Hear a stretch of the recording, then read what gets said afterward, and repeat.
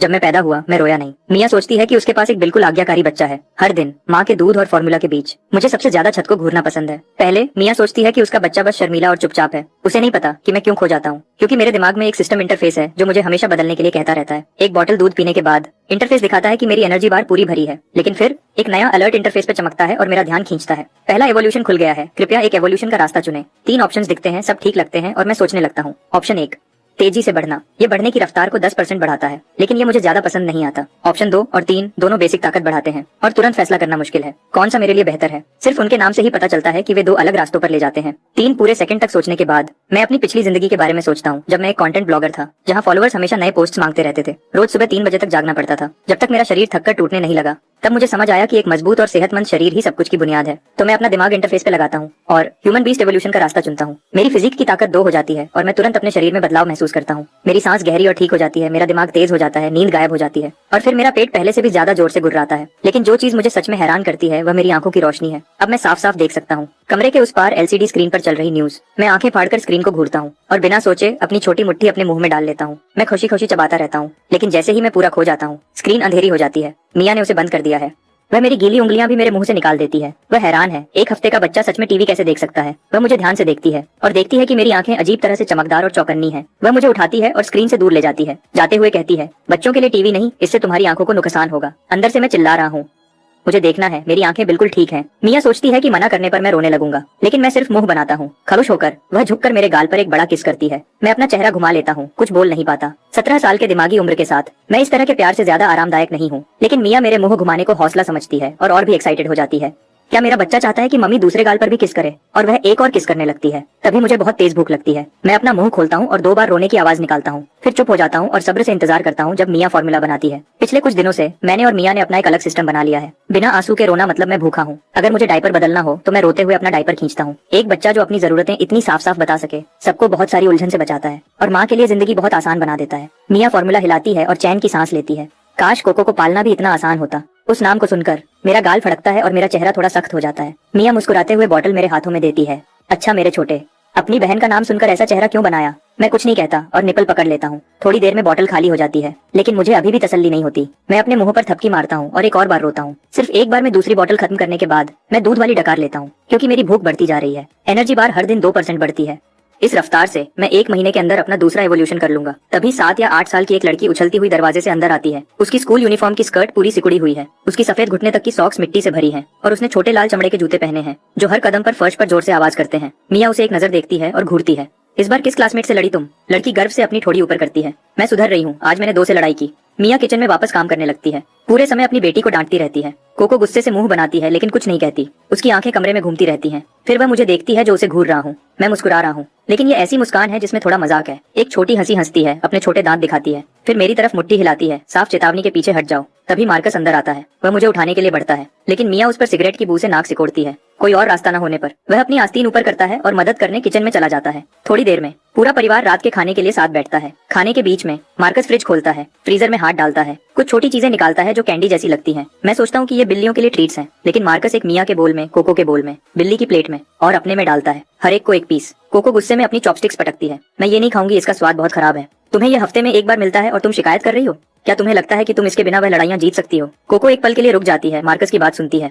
वह अपनी नाक सिकोड़ती है, उलझी हुई। वह अपनी आंखें बंद करती है और उसे जबरदस्ती खा लेती है। मैं जानने के लिए बेचैन हूँ कि वह कैंडी जैसी चीज असल में क्या है। बाद में जब मैं मार्कस और मिया को बात करते सुनता हूँ, तब मुझे पता चलता है कि इसे क्रिस्टल बी जेली कहते हैं। वह ऐसे शब्द बोलते हैं जो मुझे अभी पूरी तरह समझ नहीं आते, और मैं अपने चेहरे पर हैरानी छुपाने के लिए अपनी बॉटल ऊपर उठाता हूँ। ये दुनिया लगता है जितना मैंने सोचा था उससे कहीं ज्यादा राज छुपा रखी है। 1 महीना गुजर जाता है। मैंने देखा कि एनर्जी बार पूरी भर गई है और मेरा दूसरा एवोल्यूशन शुरू हो गया है। फिर से ऑप्शंस। इस बार मैं साइफॉर्म एवोल्यूशन का रास्ता चुनता हूँ। जैसे ही मेरी दिमागी ताकत 1 पॉइंट बढ़ती है, मुझे लगता है कि मैं मर जाऊंगा। मुझे लगता है कि मेरे आसपास समय धीमा हो गया है, और ज्यादा ठीक से कहूँ तो मेरी अपनी सोच अचानक तेज हो गई है। पिछले पूरे 1 महीने की यादें मेरे दिमाग में बहुत तेज रफ्तार से चमकती हैं। मैं अभी भी समझने की कोशिश कर रहा हूँ कि क्या बदला है। जब मिया मुझे उठाती है और मुझे जमीन पर रखती है जहाँ एक बड़ा लाल कपड़ा बिछा है। कपड़े पर हर तरह की छोटी चीजें रखी हैं। रिवाज के मुताबिक बच्चे के पहले महीने में ग्रैब सेरेमनी होती है। बच्चा जिस चीज को पकड़ता है उससे उसके भविष्य के काम का पता चलता है। मैं कपड़े पर घुटने टेकता हूँ, कुछ भी पकड़ने और इसे खत्म करने के लिए तैयार। तभी अचानक सिस्टम इंटरफेस एक नया मॉड्यूल क्लास इंटरफेस शुरू करता है। जैसे ही मैं कपड़े पर रखी चीजों को वापस देखता हूँ, हर एक के ऊपर एक करियर का नाम तैरता है। पहले एक कीबोर्ड पैनल, इंटरफेस इसे कंटेंट ब्लॉगर बताता है। कम वेतन, बर्नआउट से मरने का ज्यादा खतरा, फॉलोअर्स से हमेशा अपडेट्स की मांग। मैंने कीबोर्ड को दूर धकेल दिया और बाकी कपड़े को देखता हूँ। ऑप्शंस हर जगह हैं, कुछ बहुत खतरनाक हैं। मैं एक छोर से दूसरे तक रेंगता हूँ ढूंढते हुए, जब तक मेरी आंखें 3 चीजों पे नहीं रुकती। Sniper, explorer, striker. जैसे ही ये 3 क्लासेस मेरे दिमाग में आती हैं, मैं अपने ह्यूमन बीस्ट एवोल्यूशन के रास्ते के बारे में सोचता हूँ। सिर्फ स्ट्राइकर बनकर और लड़ाई की कला में माहिर होकर क्या मैं अपनी फिजिक की ताकत का सबसे ज्यादा फायदा उठा सकता हूँ? तो मैं चारों हाथ पैरों से बॉक्सिंग ग्लव की तरफ बढ़ता हूँ और उसे अपनी बाहों में खींच लेता हूँ। एक चमकदार मुस्कान देता हूँ। क्लास इंटरफेस दिखता है, primary class, striker loaded. Class interface अभी खाली है, लेकिन अंदर से मैं उत्साह से भरा हूँ। अब तक मेरा इवोल्यूशन का एक ही तरीका था, बहुत ज्यादा खाना खाना। लेकिन मैं इस बात से बंधा हूँ कि एक बच्चे का पेट कितना खा सकता है, जिसका मतलब है ज्यादा से ज्यादा हर महीने एक एवोल्यूशन। अब क्लास इंटरफेस के साथ मैं इसके ऊपर स्किल्स भी सीख सकता हूँ, एक ही समय में इवॉल्व करना और मेहनत करना। ये सोच ही मुझे मुस्कुरा देती है। सेरेमोनी के बाद मैं क्लास स्किल्स कैसे हासिल करूँ ये सोचने लगता हूँ। स्ट्राइकर ट्रेनिंग तब तक इंतजार करना पड़ेगा जब तक मैं ठीक से दौड़ और कूद नहीं सकता। क्लास इंटरफेस में जो बर्स्ट और एजिलिटी कोएफिशिएंट्स दिए हैं वह शायद तभी काम करेंगे जब एक मजबूत फिजिक की बुनियाद हो। उन्हें काम करने के लिए वह बुनियाद चाहिए। वैसे भी अभी सबसे पहली चीज मेरी फिजिक को बढ़ाना है, तो अगले 1 महीने के लिए मैं पूरी तरह दूध पीने में लग जाता हूँ। हर दिन या तो माँ का दूध या बॉटल के बाद बॉटल फॉर्मूला। जल्दी ही जैसे ही एनर्जी बार बढ़ती रहती है, मैं अपना तीसरा एवोल्यूशन करता हूँ। इस बार मैं बिना सोचे ह्यूमन बीस्ट चुनता हूँ। एक बार जब मेरी फिजिक काफी मजबूत हो जाती है, एक बच्चे का शरीर एक शेर की ताकत रखेगा, अपनी रक्षा करने में सक्षम और धोखा देने वाला, मासूम दिखने वाला। कोई नहीं सोचेगा कि एक बच्चा जो अभी भी डायपर में है असल में एक स्ट्राइकर है। मेरी फिजिक की ताकत अब 3 पर है। मुझे अपने पैरों में कच्ची ताकत महसूस होती है। मैं दोनों हाथ पालने की रेलिंग पर रखता हूँ और धीरे धीरे खुद को सीधा खड़ा करता हूँ। मियाँ ठीक उसी पल बेडरूम में आती है।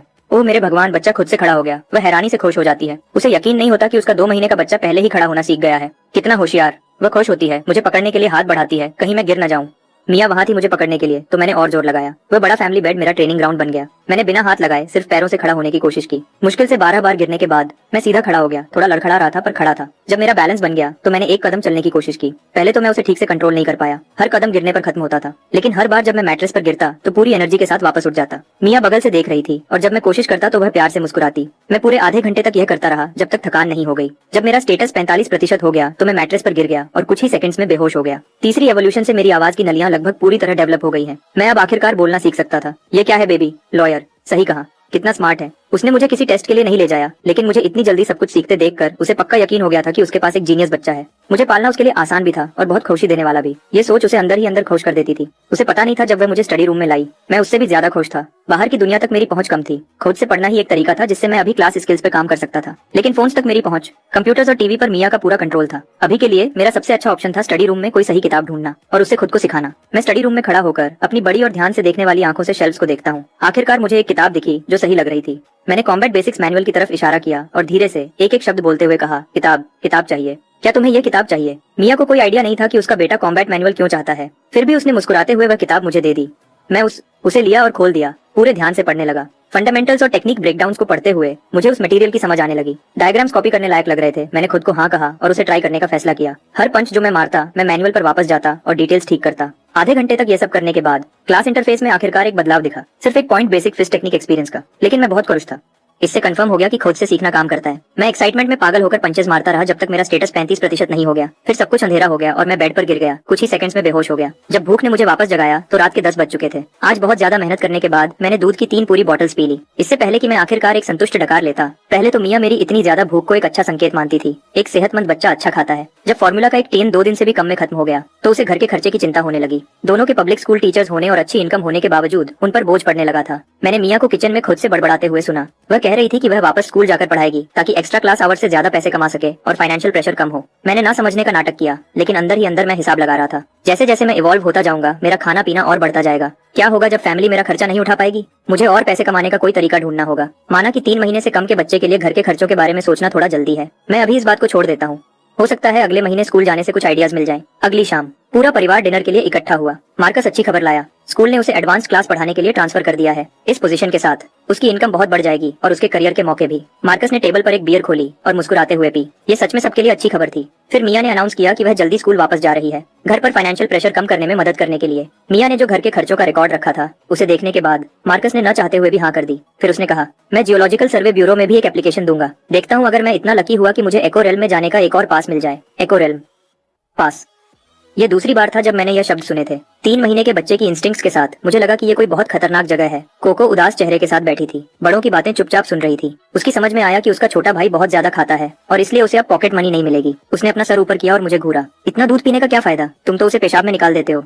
कभी पानी पीने के बारे में सुना है? मैं ना समझने का नाटक करता हूँ और उस पर सबसे खाली मुस्कान के साथ चमकता हूँ जो मैं दे सकता था। फिर मैंने अपने मुंह के कोने से लार पूछी, और तुम्हें उसकी बुराई करने की हिम्मत कैसे हुई? मिया ने कोको को गुस्से से देखा। तुम हर मील में सिर्फ मीट से अपनी प्लेट भर लेती हो। मैं तुम्हें कहती रहती हूँ कि सब्जियां भी खाओ और तुम कभी नहीं सुनती। मुझे ताकत के लिए मीट चाहिए। मैं 2 क्लासमेट्स को और कैसे हराऊंगा? एक पल के लिए पूरी टेबल पर शोर मच गया और किसी तरह इस शोर ने डिनर को और गर्म बना दिया। 1 हफ्ते तक बेसिक्स की प्रैक्टिस करने के बाद मुझे आखिरकार असली कॉम्बैट ट्रेनिंग का पहला स्वाद मिला। मेरा स्पारिंग पार्टनर फैमिली की बिल्ली पंपकिन थी। जब से मैंने ट्रेनिंग शुरू की थी, पंपकिन बगल से देख रही थी। हैरानी की बात है, जब से मेरी दूसरी एवोल्यूशन ने 1 पॉइंट इंटेलिजेंस का बढ़ाया था, मुझे लगता था कि मैं बिल्ली की मियाओ में क्या कह रही है वो समझ सकता हूँ। पंपकिन ने मुझे कुछ बार मियाओ किया। मैं पूरी तरह समझ गया कि वह स्पार करना चाहती है। मैं पोजीशन में आ गया। पंपकिन मेरे सामने सीधी खड़ी हो गई। मुझे घूरते हुए, एक लड़का, एक बिल्ली, साइज में एक जैसे, वजन में बराबर। मेरी आंखों में लड़ने का जज्बा जल रहा था। अगली सेकंड पंपकिन ने छलांग लगाई, सीधा मेरी तरफ आते हुए। मैं अपनी जगह पर खड़ा नहीं रह पाया और सीधा पीठ के बल गिर गया। पंपकिन मेरे ऊपर खड़ी थी। उसके दोनों अगले पंजे मेरी छाती पर दब रहे थे। हम एक दूसरे को घूर रहे थे। अजीब सा माहौल दोनों तरफ था। पंपकिन ने एक मियाओ की। ट्रांसलेशन: क्या तुम्हें सच में लगता है कि यह काम करेगा? क्या तुम खरुद को बचा भी सकते हो? मैंने कभी नहीं सोचा था कि एक स्ट्राइकर के रूप में मेरी पहली लड़ाई टोटल नॉकआउट में खत्म होगी। उसके बाद मैंने और भी ज्यादा ध्यान से ट्रेनिंग में खरुद को झोंक दिया, जब तक मेरी चौथी एवोल्यूशन ने मेरे फिजिक को फिर से बढ़ाया। मैं अब साफ हुक्स मार सकता था और सही फुटवर्क के साथ स्मूथ कॉम्बोज बना सकता था। मैंने स्किल पैनल को फिर से चेक किया। सिर्फ 6 महीने के बच्चे के लिए मैं सच में अपनी प्रोग्रेस से खुश था। इस रफ्तार से मैं 1 साल का होने से पहले लेवल 1 स्ट्राइकर बन जाऊंगा। अगर मैं आज फिस्ट टेक्निक EXP को 100 तक पहुंचा दूं, स्किल लेवल अप होने पर रिवॉर्ड्स मिलने चाहिए। मैं उसके लिए एक्साइटेड था। जिस पल मैंने बेसिक फिस्ट टेक्निक को लेवल 1 पर पहुंचाया, क्लास इंटरफेस पर तुरंत एक रिवॉर्ड नोटिफिकेशन आ गया। 3 फ्री एट्रीब्यूट पॉइंट्स। मैंने बिना सोचे समझे वह तीनों फिजिक में डाल दिए। बाहर से मैं अपनी उम्र के दूसरे बच्चों से थोड़ा ही लंबा दिखता था, लेकिन कपड़ों के नीचे मेरा शरीर सच में बना हुआ था। इतना खाने की वजह से मेरा बॉडी फैट थोड़ा ज्यादा था और रोज की तेज ट्रेनिंग से भी 6 पैक नहीं बने थे, लेकिन मेरे अंदर जो एनर्जी थी उसमें पहले से ही एक इंसानी जानवर जैसा एहसास था। मैं अब दोनों एवोल्यूशन पाथ्स की प्रोग्रेस देख सकता था। 11.05 के फिजिक स्टैट के साथ मुझे लगा कि 30% तक पहुंचने से juvenile human beast stage unlock हो जाएगा। आज की एक्स्ट्रा ट्रेनिंग खत्म करने के बाद मैं चुपचाप स्टडी रूम के दरवाजे पर गया और मिया को ऑनलाइन क्लास पढ़ाते हुए सुना। वादी वह एक क्लासिकल टेक्स्ट पढ़ा रही थी जिसका नाम पीच ब्लॉसम स्प्रिंग था। उसने टेक्स्ट को पढ़ना खत्म कर दिया था और अब उसके पीछे की कहानी बता रही थी। बसंत की हवा आड़ू के बगीचे से गुजर रही है। सब कुछ शांति में है। पीच ब्लॉसम स्प्रिंग पुराने जमाने में वॉइड में जाने के कुछ गिने चुने रास्तों में से एक था। उसकी असली जगह धरती पर नहीं है, वो कहीं बहुत दूर है जहाँ हम सोच भी नहीं सकते। वह आड़ू के बगीचे से एक अलग दुनिया के पुल के जरिए जुड़ा हुआ था। पुराने लोग वापस क्यों नहीं आ पाते थे? क्योंकि उन्होंने अभी तक उस अलग दुनिया के पुल को कंट्रोल करना नहीं सीखा था। आज नेशनल वॉइड एंट्रेंस नंबर 3 के जरिए कोई भी आसानी से पीच ब्लॉसम स्प्रिंग जा सकता है। मैं दरवाजे के पास खड़ा होकर चुपचाप सुनता हूँ तो यह है वॉइड, लेकिन एको रेल असल में क्या है? डिनर के बाद मार्कस ने मुझे और साफ जवाब दिया। वॉइड एक ऐसी जगह है जहाँ वक्त और जगह सब कुछ गड़बड़ है। एक कदम आगे बढ़ने से तुम पूरी तरह किसी और दुनिया में पहुंच सकते हो। सिर्फ कुछ सेकंड्स के लिए खड़े रहो और बाहर 100 साल गुजर चुके होंगे। एको रेल वॉइड के अंदर एक खास चीज है। ये वक्त और जगह के एक खास हिस्से की कॉपी है। मानो तुमने घर पर एक दिन बिताया तो वॉइड उस दिन को कई बार कॉपी कर देता है। कॉपी सिर्फ एक कॉपी है, लेकिन उसमें सब कुछ असली है। बाहर के लोग एको रेल्म्स में रास्तों से घुसते हैं ताकि रिसोर्सेज जमा कर सकें। सीधे शब्दों में यह एक गेम में डंजन चलाने जैसा है। मार्कस ने बात खत्म की और देखा कि मैं अभी भी सोच रहा हूँ। क्या तुम्हें सच में यह सब समझ आया? मैंने गंभीरता से सर हिलाया, लेकिन अगले ही सेकंड मेरा चेहरा रुक गया। डैड, क्या होगा अगर हम ही कॉपी हैं? मार्कस सच में हैरान दिखा। उसके बेटे को न सिर्फ एक्सप्लेनेशन समझ आया, बल्कि वह खुद ही बातों को जोड़ रहा था। मार्कस हंसा और समझाया, कॉपी की हुई जिंदगियां जैसे ही अपने एको रेल्म से बाहर निकलती हैं, वह खत्म हो जाती हैं। हमारी दुनिया के लोग वॉइड में आजादी से घूम सकते हैं, तो हम कॉपीज नहीं हो सकते। थोड़ी देर बाद मार्कस ने देखा कि मैंने अपनी रोज की ट्रेनिंग शुरू कर दी है। उसने मुझे कुछ देर पहले भी देखा था, कॉम्बैट मैनुअल पढ़ते हुए। जैसे जैसे मैं पढ़ता, मूव्स कॉपी करता, हर टेक्निक पर खुद से काम करता। लेकिन आज जैसे ही वह जाने के लिए मुड़ा, जो कॉम्बिनेशन में कर रहा था, उसने मार्कस को वहीं रोक दिया। वह वापस मुड़ा और अपनी आंखें मुझ पर गाड़ दी। डैड, क्या हुआ? मैंने उसके चेहरे पर अजीब सा एक्सप्रेशन देखा और ट्रेनिंग रोक कर पूछा। कुछ नहीं, मार्कस ने कहा। उसकी मुस्कान थोड़ी रूखी थी। तुम टेक्निक्स बहुत जल्दी सीख रहे हो। फिर उसने सर हिलाया जैसे कोई फैसला कर रहा हो। कल से जब तुम्हारी बहन स्कूल से वापस आएगी तो मैं तुम दोनों को साथ में ट्रेन करूंगा। मैं बहुत खुश था। आखिर मार्कस एक PE टीचर था। कोको दूसरी तरफ उतनी एक्साइटेड नहीं दिखी। अगली शाम मार्कस ने कोको को फिटनेस रूटीन शुरू करवाया। फिर उसने अपना ध्यान मेरी कॉम्बैट टेक्निक को गाइड करने पर लगाया। यह देखकर कि मेरा फिस्ट वर्क पहले ही बेसिक से आगे निकल चुका है। उसने मुझे फंडामेंटल किक्स सिखाए। उसने हर मूव को स्टेप बाय स्टेप समझाया। मैं कॉपी करते हुए मूव बाय मूव उसके साथ चलता रहा, लगातार डिटेल्स को ठीक करता रहा। धीरे धीरे यह नेचुरल लगने लगा। फिर मेरे सामने एक नया इंटरफेस नोटिफिकेशन दिखा। मैं एक पल के लिए हैरान होकर पलक झपकाया। फिर एक पूरी एक्साइटमेंट की लहर मुझ पर छा गई। आखिरी इंटरफेस मॉड्यूल आखिरकार अनलॉक हो गया था। मैंने तुरंत मिरर मोड एक्टिवेट किया उसे टेस्ट करने के लिए। मेरी आंखों की पुतलियां सिकुड़ गईं और मेरी नजर एक पल में तेज हो गई। मेरी आंखें एक हाई डेफिनेशन कैमरा जैसी हो गईं। मार्कस जो भी मूव दिखाता है, मैं उसके हर डिटेल को ध्यान से देखता हूँ, कॉपी करता हूँ और ठीक करता हूँ। हर बार प्रैक्टिस करने से मेरी टेक्निक और साफ होती जाती है। मार्कस को लगने लगता है कि उसके बेटे में कुछ अलग है। कुछ देर पहले तक उसके बेटे को सुधार की जरूरत थी, इसलिए उसे करना पड़ा। छोटे मोटे बदलाव यहाँ वहाँ। अब अचानक हर एक मूव बिल्कुल सही है। अपने बहुत ही खास बेटे को देखते हुए मार्कस ने धीरे से एक लंबी सांस छोड़ी। जब उसने और मिया ने दूसरा बच्चा करने का सोचा था, उन्होंने बस एक शांत बच्चे की उम्मीद की थी, कोको जैसा बिल्कुल नहीं। लेकिन उसकी जगह उन्हें एक प्रतिभाशाली बच्चा मिला। 1 महीने में ही उसकी आंखों की रोशनी पूरी तरह से डेवलप हो गई थी। रेंगना, खड़ा होना, चलना, सब कुछ उसने खुद ही किया। 2 महीने में ही वह बोलने लगा था। 3 महीने तक वह दौड़ने, कूदने और खुद ही लड़ने की टेक्निक्स सीखने लगा था। मार्कस ने नेशनल प्रोडिजी डेवलपमेंट एक्ट के बारे में देखा और पेरेंट्स को मिलने वाला 10 मिलियन युआन का सपोर्ट ग्रांट ले लिया। उसका दिमाग चलने लगता है। जब मुझे पता चलता है कि प्रोडिजी माने जाने पर 10 मिलियन का ग्रांट मिलता है तो मैंने मार्कस को तुरंत मेरा नाम लिखवाने के लिए कहा। हमने एप्लीकेशन ऑनलाइन सबमिट की, लेकिन आखिर में क्योंकि मैं मिनिमम एज रिक्वायरमेंट तक नहीं पहुंचा था, जो कि 2 साल थी, एप्लीकेशन रिजेक्ट हो गई। मार्कस मुझे इसके बारे में टेंशन न लेने को कहता है। एक नेशनल लेवल के प्रोग्राम के स्टैंडर्ड्स बहुत हाई होते हैं, अगर हम क्वालिफाई नहीं करते तो ठीक है, लेकिन मैं ये मानने को तैयार नहीं था। मैंने मार्कस से 5 टेराबाइट्स का स्टडी मटेरियल डाउनलोड करवाया और अपने दिन घर पर मिरर मोड में पूरी ताकत से EXP ग्राइंड करते हुए बिताए। ये सब उस 10 मिलियन के ग्रांट के लिए। उस शाम वीकली सप्लीमेंट का टाइम आ गया। मिया ने फ्रिज से क्रिस्टल बी जेली के 4 टुकड़े निकाले। जैसे ही वह उन्हें देने लगी, मैं बोला, माँ क्या मैं भी थोड़ा ले सकता हूँ? शायद इसलिए कि मेरे सारे दांत आ चुके थे और मैं मछली और मीट ठीक से खा रहा था। मिया ने मुझे अपना एक टुकड़ा दिया। ये चीज सच में उतनी ही खराब थी जितना कोको ने बताया था।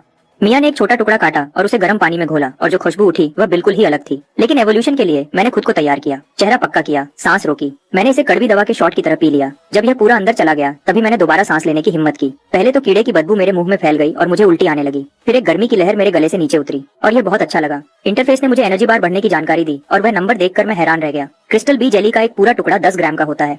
मैंने 1 ग्राम से भी कम लिया था और एनर्जी बार 2% बढ़ गया। 1 ग्राम पूरे 1 दिन के फॉर्मूला के बराबर था। वॉइड से आया हुआ खाना सच में कुछ अलग ही है। अगले 2 हफ्तों तक मैंने पूरा ध्यान किक्स और फुटवर्क पर दिया। पूरे समय मिरर मोड चलता रहा। मेरी किक टेक्निक और फुटवर्क दोनों लेवल 1 तक बढ़ गए। इन दोनों लेवल अप से मुझे कुल 6 फ्री एट्रीब्यूट पॉइंट्स मिले। इस बार मैंने उन सबको फिजिक में नहीं डाला। टैलेंट इंटरफेस में मिरर मोड के नोट को देखते हुए उसमें लिखा था कि बेहतर मिररिंग रिजल्ट्स के लिए मेंटल पावर बढ़ानी होगी। तो मैंने इंटरफेस खोला और सारे 6 पॉइंट्स मेंटल में डाल दिए। एहसास तुरंत हुआ जैसे मेरे सर पर बर्फ का पानी डाल दिया हो, हड्डियों तक ठंडा। मेरी खोपड़ी सुन्न हो गई, मेरे माथे की नसें उभरने लगी। मेरा दिमाग ऐसा लग रहा था जैसे फट रहा हो। लेकिन जब मैंने दोबारा आंखें खोली तो पूरी दुनिया और तेज दिखने लगी। मैंने टेस्ट की तरह मिरर मोड एक्टिवेट किया। मैंने मास्टर जिंजर की मियाओ की आवाज की नकल करना शुरू किया। मास्टर जिंजर ने अपना सर झुकाया। मैंने तुरंत उस आवाज की नकल की। उसका मोटा चेहरा लटक गया। उसके चेहरे पर सब कुछ दिख रहा था। ये 2 पैरों वाला जीव मेरी आवाजों की नकल कर रहा है और ये बिल्कुल भी अच्छा नहीं है। वह मुड़ा और चला गया। लेकिन तभी मेरे इंटरफेस में एक टेक्स्ट की लाइन दिखी। मिरर मोड एक्टिवेट करने और मास्टर जिंजर की कुछ आवाजों की नकल करने के बाद मैंने किसी तरह बिल्ली की भाषा अनलॉक कर ली थी। मास्टर जिंजर के साथ आधे घंटे की बातचीत के बाद बीस्ट स्टंग फिलाइन स्किल को 2 EXP पॉइंट्स मिले। परेशानी ये है कि मास्टर जिंजर एक अच्छा टीचर नहीं है। वह बार बार वही कुछ फ्रेजेस दोहराता रहता है, बिल्कुल भी उत्साह के बिना। सोचता हूँ अगर मैं बेसिक PSI फॉर्म को पूरी तरह से इवॉल्व कर लूँ तो क्या मुझे सीधे थॉट्स भेजने की एबिलिटी मिल जाएगी अपनी डेली ट्रेनिंग के साथ। अब मेरा एक नया शौक है बिल्लियों से बातें करना। समय तेजी से गुजरता है और गर्मियां आ रही हैं। स्प्रिंग फ्लू का प्रकोप कम हो गया है। हर जगह के पेरेंट्स ने चैन की सांस ली। जिन दिनों मिया की ऑनलाइन क्लासेस नहीं होती वह मुझे स्ट्रोलर में बैठाकर नेबरहुड में घुमाती है। उसकी उम्मीद है कि मैं अपनी उम्र के बच्चों के साथ थोड़ा सोशल टाइम बिताऊंगा। हर दिन घर पर बिल्लियों से बातें करने की बजाय वह अब चिंता करने लगी है। मैं स्ट्रोलर में बैठा हूँ और चुपचाप दूसरे बच्चों को उनके स्ट्रोलर्स में देखता हूँ। तभी एक छोटी लड़की अचानक रोने लगती है। एक लड़का भी उसके पीछे उतनी ही जोर से रोने लगता है। जो भी वजह हो, मुझे वह बहुत शोर शराबा करने वाले लगते हैं। कुछ माओ ने मुझे चुपचाप बैठे हुए देखा, न रोता हुआ, न परेशान होता हुआ, न ही अपनी उंगलियां चबाता हुआ। वह मिया की तारीफ करती है। तुम्हारा बच्चा कितना अच्छा है, कितना समझदार है। अगर मेरा बच्चा भी ऐसा होता तो मैं हर रात मुस्कुराते हुए सोती। मिया खुश हो जाती है। हर पेरेंट को अपने बच्चे की तारीफ सुनना अच्छा लगता है। उसने मुझे बाहर चुप रहने और न बोलने को कहा था, वरना रिएक्शन और भी ज्यादा हो सकता था। तभी एक माँ बोलती है, इस बच्चे की आंखें कितनी तेज हैं। क्या तुमने इसकी इंटेलिजेंस टेस्ट करवाई है? ये एक प्रोडिजी हो सकता है, तुम्हें पता है। बिल्कुल, मैंने पढ़ा है कि बहुत से प्रोडिजीज 1 या 2 साल की उम्र में ही निशानियां दिखाते हैं। यह सुनकर मिया घबराहट में उन्हें टाल देती है। वह अभी भी सोच रही थी कि क्या कहे जब एक माँ स्ट्रोलर के पास आती है। वह एक उंगली उठाती है और चमकती मुस्कान के साथ पूछती है, ये कितने हैं?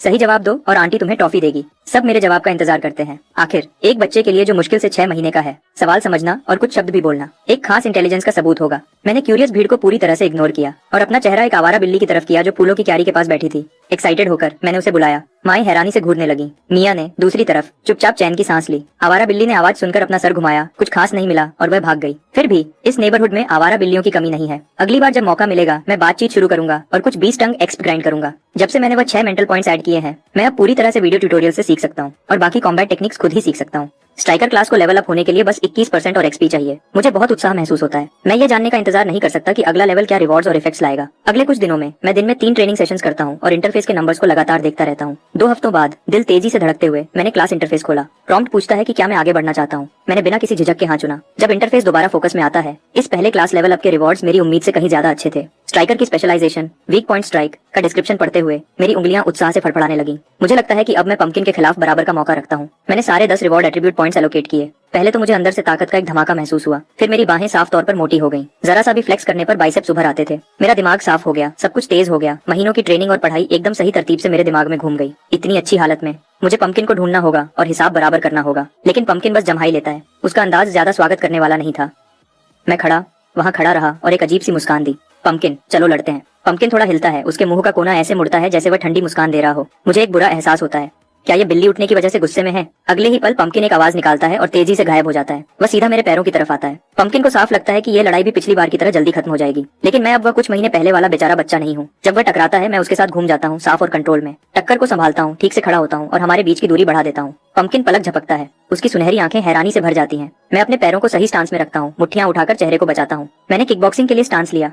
चलो चलते रहो। पंपकिन दोबारा तेजी से गायब होता है। हमला दोबारा आता है। इस बार मियाओ बराज पूरी स्पीड से, पंजे अंदर किए हुए, अपने नरम पंजों को मुट्ठियों की तरह इस्तेमाल करते हुए वह लगातार हमला करता है। मैं उससे सीधे नहीं टकराता, इसकी बजाय मैं अपने फुटवर्क पर काम करता हूँ, चक्कर लगाता हूँ और मौके का इंतजार करता हूँ। पंपकिन की स्पीड बहुत ज्यादा है, ऊपर से वह पूरा कंट्रोल में लगता है। जैसे ही वह हवा में उछलता है, लड़ाई को एक ही फैसले वाले झपट्टे से खत्म करने के लिए मैं वीक पॉइंट स्ट्राइक एक्टिवेट करता हूँ और एक हाई किक मारता हूँ। वह सीधा पंपकिन के पेट पर लगता है। मेरा पैर लगने ही वाला होता है जब पंपकिन हवा में घूमता है और अपनी दिशा बदल देता है।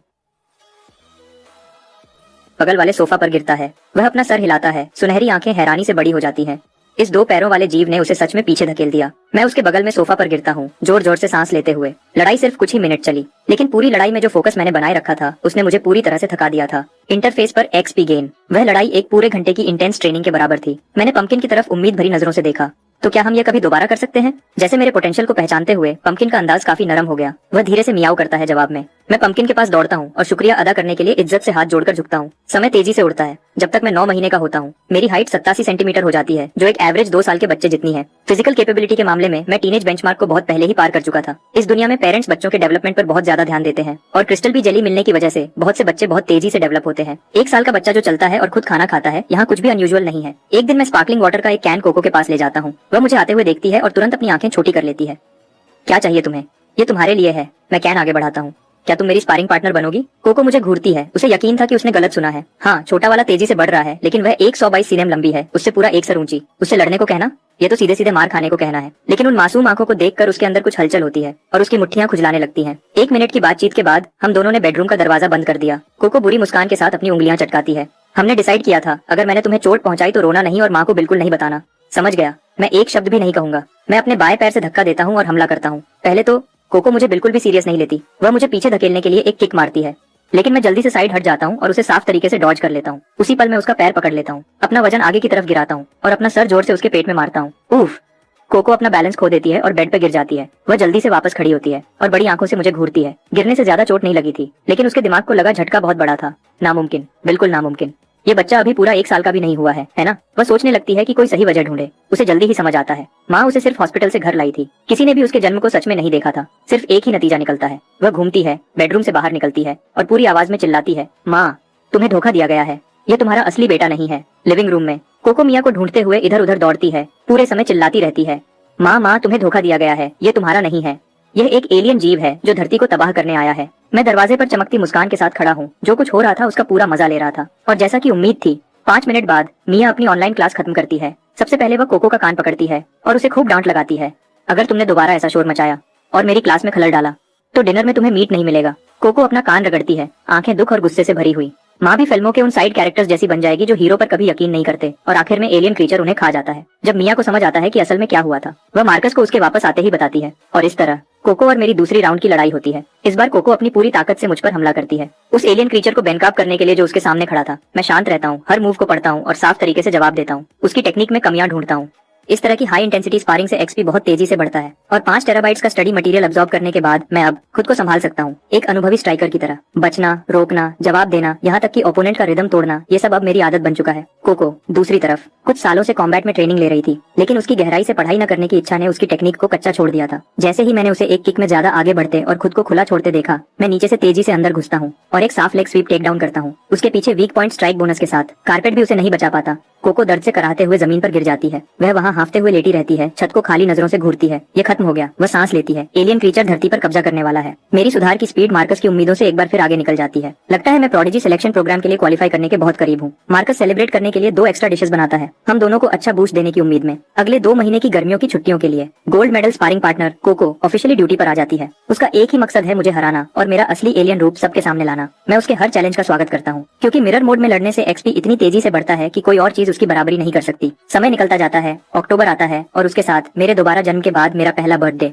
मार्कस और मिया टेबल पर ताली बजाते हैं और हैप्पी बर्थडे गाते हैं। मिया कोको का कान थोड़ा सा खींचती है और वह भी आधे दिल से गुनगुनाती हुई शामिल हो जाती है। मैं अपनी कुर्सी पर अपनी बोतल पकड़े बैठा हूँ, उसे ऐसे उठाता हूँ जैसे टोस्ट कर रहा हूँ और एक ही बार में पी जाता हूँ। मैं अपनी आंखें बंद करता हूँ, एक विश मांगता हूँ और एक ही सांस में सारी मोमबत्तियां बुझा देता हूँ। गिफ्ट्स के लिए कोको अपनी पॉकेट मनी से एलियन 5 मूवी की आर्ट बुक खरीदती है और उसे मेरी तरफ सरका देती है। वह एलियन बेस की तरफ इशारा करती है और आमतौर पर पूछती है, घर पर वह मांस खाने वाले फूल खिल रहे हैं, क्या तुम वापस जाकर देखोगे नहीं? फिर मार्कस की बारी आती है। वह मुझे एक छोटी नीली बोतल देता है। ये कमर्शियल्स में दिखने वाले कैल्शियम सप्लीमेंट ड्रिंक्स जैसा लगता है, लेकिन जब मैं लेबल देखता हूँ उस पर लिखा था ग्रेड एक एसेंस टॉनिक। मार्कस मुस्कुराता है, इसे सीधा पियो, ये क्रिस्टल बी जेली से बेहतर अब्सॉर्ब होता है। मैं सबको शुक्रिया कहता हूँ और टॉनिक को एक ही बार में पी जाता हूँ। एक ठंडी ताजगी भरी लहर मेरे गले से लेकर पैरों तक फैल जाती है। एनर्जी बार से 2 डायरेक्ट एट्रीब्यूट पॉइंट्स मिलते हैं, फिर एक के बाद एक कई और नोटिफिकेशंस आते हैं। पूरे 1 साल की मेहनत और मेरी पहली बड़ी अचीवमेंट आखिरकार अनलॉक हो जाती है। 30 पॉइंट्स फिजिक के साथ मैं अब एक फिजिकली एक्टिव एडल्ट मेल के बराबर हूँ। मैंने डिटेल्ड रिवॉर्ड डिस्क्रिप्शन खोला, मेरी सभी करंट टैलेंट स्किल स्पेशलाइजेशंस में बीस्ट फॉर्म सबसे ज्यादा कॉम्बैट पावर बूस्ट देता है। फिर मैंने passive talent reward predator check किया। ये एक नॉन कॉम्बैट टैलेंट है, लेवल अप नहीं हो सकता लेकिन इन्फिनिटली स्टैक होता है। आगे से हर दिन की ट्रेनिंग प्रेडेटर टैलेंट के साथ मिलकर थकान और फिजिकल डैमेज से तेजी से ठीक होने का मतलब है। मैंने रिवॉर्ड स्क्रीन बंद की और अपनी नजरें अगले एवोल्यूशन माइलस्टोन पर टिकाई। 30 पॉइंट्स एक हेल्थी एडल्ट के बराबर हैं, तो एक 100 पॉइंट्स इंसान की आखिरी सीमा होनी चाहिए। और अल्टीमेट फॉर्म की बात करें तो क्या वह इंसानी शरीर की सीमाओं से बिल्कुल परे हो सकता है? लेकिन अभी मेरे दिमाग में एक शब्द आया, असाधारण। एक नए मकसद के साथ मुझे दोबारा से जोश महसूस होता है। पहला माइलस्टोन हो गया है, दूसरा कितना दूर हो सकता है। उस रात मैंने अपनी इवॉल्व्ड फिजिकल कैपेबिलिटीज का पूरा टेस्ट किया। मार्कस एक तरफ खड़ा सब कुछ अपने फोन पर रिकॉर्ड कर रहा है, चाहे वह ताकत हो, कूदना हो या 100 मीटर की दौड़ या फिर उसके बाद होने वाले इंटेलिजेंस टेस्ट्स। हर नतीजा प्रोडिजी सिलेक्शन प्रोग्राम के थ्रेशोल्ड से बहुत ऊपर आता है। मार्कस को मुश्किल से यकीन होता है कि उसका बेटा अभी सिर्फ 1 साल का हुआ है और उसने पहले ही प्रोग्राम की हर रिक्वायरमेंट पूरी कर ली है। वह तुरंत सारे एप्लीकेशन मटेरियल्स अपलोड कर देता है। हम मिया को बुलाते हैं और उसे बताते हैं कि एप्लीकेशन सबमिट हो गई है। फैमिली चुपचाप इंतजार में बैठ जाती है, ऑफिशियल जवाब का इंतजार करते हुए। जब हम सब सोच रहे थे कि ऑफिस बंद हो गया है और हमें कल तक इंतजार करना पड़ेगा, दरवाजे पर दस्तक होती है। क्या मिस्टर मार्कस घर पर हैं? मैं रजिस्ट्रेशन ऑफिस से हूँ। उसी पल इनबॉक्स में एक ईमेल आता है। ये कंफर्म करता है कि एक रिप्रेजेंटेटिव दरवाजे पर है। वह सीधे हमारे पास आए। ये तो बहुत तेज था। मार्कस विजिटर के क्रेडेंशियल्स चेक करता है उसे अंदर आने देने से पहले। विजिटर डायरेक्टर ग्रांट हैं, जो प्रोविंशियल डिपार्टमेंट ऑफ एजुकेशन के एडवांस टैलेंट डेवलपमेंट डिवीजन के डेप्यूटी डायरेक्टर हैं। जैसे ही दरवाजा बंद होता है, डायरेक्टर ग्रांट मार्कस और मिया के साथ एप्लीकेशन डिटेल्स देखते हैं, फिर पूछते हैं कि यंग काय कहाँ है। मार्कस एक सांस लेता है और बेडरूम का दरवाजा खोलता है। उसके बच्चे ने काफी देर तक लो प्रोफाइल रखा है, अब वक्त आ गया है कि वह दिखाए कि वह क्या है। डायरेक्टर ग्रांट अपने सामने बच्चे को देखते हैं जो तेजी से चलता है और साफ बोलता है, फिर अपने हाथों में फाइल पर वापस देखते हैं। 1 साल का। उसने बहुत से गिफ्टेड बच्चे देखे थे और सोचा था कि वह तैयार है, लेकिन अभी दुनिया थोड़ी अजीब लग रही थी। उसने मुझसे कई सवाल पूछे, मेरी आइडेंटिटी और अप्लाई करने के मेरे इरादे को कंफर्म करते हुए। फिर वह मेरी डिटेल्स रजिस्टर करने लगता है। जैसे ही रजिस्ट्रेशन पूरा होता है, वह अपने केस में हाथ डालता है और इलेक्ट्रॉनिक डिस्प्ले वाली एक स्मार्ट वॉच निकालता है। वह मुझे उसे पहनने को कहता है, लेकिन जैसे ही मैं ऐसा करता हूँ, मुझे पता चलता है कि मैं उसे उतार नहीं सकता। डायरेक्टर ग्रांट मुस्कुराते हैं और समझाते हैं, यह फोर्स लॉक एक सेफ्टी मेजर है। एक बार सिलेक्शन खत्म हो जाए तो यह अपने आप खुल जाएगा और बाद में इसे वापस ले लिया जाएगा। वह बोलना खत्म करता है और एंट्रेंस के पास रखी शू कैबिनेट की तरफ देखता है। पंपकिन कैलिको बिल्ली उसके पीछे छुपी हुई थी और अजनबी को देख रही थी। जब अजनबी सीधे उसकी तरफ देखता है तो वह हैरानी से जम जाती है। डायरेक्टर ग्रांट आगे कहते हैं, आपने बताया था कि बच्चे में बिल्लियों से बात करने की एबिलिटी है। आप इस बॉन्डेड पेट को अपने साथ ला सकते हैं, यह सिलेक्शन के दौरान काम आ सकता है। 10 मिलियन के ग्रांट के लिए मिया मुझे रात भर प्राइवेट जेट में जिंगजो में प्रोडिजी सिलेक्शन बेस की तरफ ले जाती है। 2 घंटे बाद हम पहुंचते हैं। हमें एक डॉर्मेट्री में लाया गया। बिल्डिंग में अंधेरा था, लाइट्स ऑफ थे। मुझे लगा सब सो रहे होंगे, लेकिन जैसे ही हम अंदर कदम रखते हैं, हमें 2 बच्चे मिलते हैं, शायद 6 या 7 साल के, जो एक दूसरे के सामने खड़े थे। टेंशन साफ महसूस हो रही थी। एक कमर पर हाथ रखे खड़ा था, पानी की बोतल पकड़े हुए, और घमंड से बोलता है, मैं 5 मीटर तक पेशाब कर सकता हूँ, क्या तुम कर सकते हो? दूसरा बच्चा अपना मुंह सिकोड़ता है और नाक से 2 लंबी स्नॉट की धाराओं को वापस अंदर खींच लेता है। संतुष्टि से चबाते हुए वह जवाब देता है, मैं कच्चा स्नॉट खा सकता हूँ, एक बार में 2, इसे हरा कर दिखाओ। 2 छोटे जीनियसेस अपने टैलेंट्स दिखा रहे थे। कोई भी दूसरे से आगे नहीं निकल पाया। यह ड्रॉ था। उनके स्टैंड ऑफ के बीच में उन्होंने देखा कि कई लोग बिल्डिंग में आ चुके हैं। दोनों तुरंत भाग जाते हैं। डायरेक्टर ग्रांट जल्दी से बुलाते हैं, रुको, डॉक्टर वेंडी कहाँ है? कहीं बाहर गए हैं। और वह सेंटेंस पूरा होने से पहले ही गायब हो जाते हैं। मैं आसपास देखता हूँ। बाहर का एरिया एक मिलिट्री बेस है, अंदर प्रोडिजी सिलेक्शन बेस है। सिलेक्शन फैसिलिटी को मिलिट्री इंस्टॉलेशन के अंदर रखना बाहर के खतरों को रोकने का एक स्मार्ट तरीका है। डायरेक्टर ग्रांट अपना फोन निकालते हैं और किसी को हमसे मिलने के लिए बुलाने ही वाले होते हैं, जब एक यंग औरत गोल्ड रिम्ड ग्लासेस में हाथ में फोल्डर लिए हमारी तरफ आती है। वह पास आते ही डायरेक्टर ग्रांट को ग्रीट करती है। डायरेक्टर ग्रांट, आप इस बार बेस के लिए एक अच्छा सरप्राइज लाए हैं। प्रोडिजी प्रोग्राम के 15 साल हो गए हैं और आज पहली बार हमने एक ऐसा एप्लीकेंट देखा है जो अभी सिर्फ 1 साल का हुआ है। डायरेक्टर ग्रांट जल्दी से उसका हाथ मिलाते हैं। डॉक्टर वेंडी, आप बहुत मेहरबान हैं, लेकिन यह बच्चा सच में कुछ अलग है। ऐसा है तो मैं बहुत ध्यान से देखूंगी। डॉक्टर वेंडी की नजर मुझ पर पड़ती है। मैं ऊपर देखता हूँ और उसके कोट पर नेम टैग पढ़ता हूँ, doctor Wendy institute for extraordinary trades. Doctor Wendy Mia से कुछ बातें करती है, फिर मेरी तरफ मुड़ती है। क्या तुम्हें कुछ चाहिए काय? वह देखती है कि मैं अभी भी उसके नेम टैग को घूर रहा हूँ। वह हंसती है, दूध के लिए भूख लगी है? सॉरी, मेरे पास नहीं है। मैं सीधे जवाब देता हूँ, मैं अब नॉर्मल खाना खाता हूँ। वह मुझे आसानी से उठा लेती है और मेरा गाल खींचती है। शायद टेक्सचर से संतुष्ट होकर वह मिया की तरफ देखती है। ये बहुत प्यारा है, क्या मैं इसे किस कर सकती हूँ? बिल्कुल, आगे बढ़ो। उसे ऐसी चीजें बहुत पसंद है। कब से किसने परमिशन दी आगे बढ़ो की। इससे पहले कि मैं प्रोटेस्ट कर पाता, डॉक्टर वेंडी मुझे कई किस करती है और मेरा चेहरा लिप प्रिंट से भर जाता है। डॉक्टर वेंडी फिर हमें हमारे अलॉटेड क्वार्टर्स की तरफ ले जाती है। ये एक पूरी तरह से इक्विप्ड अपार्टमेंट है, इतना कंफर्टेबल कि घर जैसा लगता है। आराम कर लो, असेसमेंट प्रोसेस कल से शुरू होगा। वह मिया को एक एक्सेस कार्ड देती है और चली जाती है। हम अभी ठीक से सेटल भी नहीं हुए थे कि दरवाजे पर दस्तक होती है। मिया दरवाजा खोलती है और हैरान रह जाती है। यह 3 दर्जन बच्चे दरवाजे पर भरे हुए थे, सब अंदर झांकने के लिए अपनी गर्दन लंबी कर रहे थे। हमने सुना कि एक साल का फ्रीक आया है। मिया आधे मजाक और आधे गुस्से में एक तरफ हट जाती है और मुझे अपने कंपटीशन से मिलने का इशारा करती है। मैं पास जाता हूँ, एक नजर देखता हूँ और कहता हूँ, इतनी रात हो गई है, क्या तुम सब सोते नहीं हो? हम सो रहे थे जब तक इन दोनों ने सबको जगह नहीं दिया। वह उन 2 रिंग लीडर्स की तरफ इशारा करते हैं और जैसा कि उम्मीद थी, 5 मीटर तक पेशाब करने वाला और स्नॉट खाने वाला। ये देखकर कि उनसे बात करने वाला सच में इतना छोटा है, वह उत्साह से सवालों की बौछार कर देते हैं। क्या तुम स्प्लिट पैंट्स पहनते हो या डायपर्स? क्या तुम भूख लगने पर रोते हो? क्या तुम लड़ते हो? अगर मैं तुम्हें मारूंगा तो क्या तुम अपनी माँ के लिए रोगे? उस आखिरी सवाल ने मेरा ध्यान खींचा। मैं सस्पेंडर्स वाले लड़के को देखता हूँ जिसने यह पूछा था और धीमी मतलब भारी मुस्कान देता हूँ। तुम्हें पता चल जाएगा। अगली सुबह बेस हॉस्पिटल में मेरा खून टेस्ट, पेशाब टेस्ट और बालों का सैंपल टेस्ट होता है। उनके पास जो भी प्रोसीजर थे, मैं उन सबसे गुजरता हूँ। फिर डॉक्टर वेंडी के बताए अनुसार मैं स्मार्ट वॉच से बात करता हूँ और स्क्रीन पर एक जानकारी का बॉक्स खुल जाता है। डॉक्टर वेंडी समझाती है, पोटेंशियल स्कोर ही वह मुख्य चीज है जो यह तय करती है कि तुम सिलेक्शन में पास होगे या नहीं।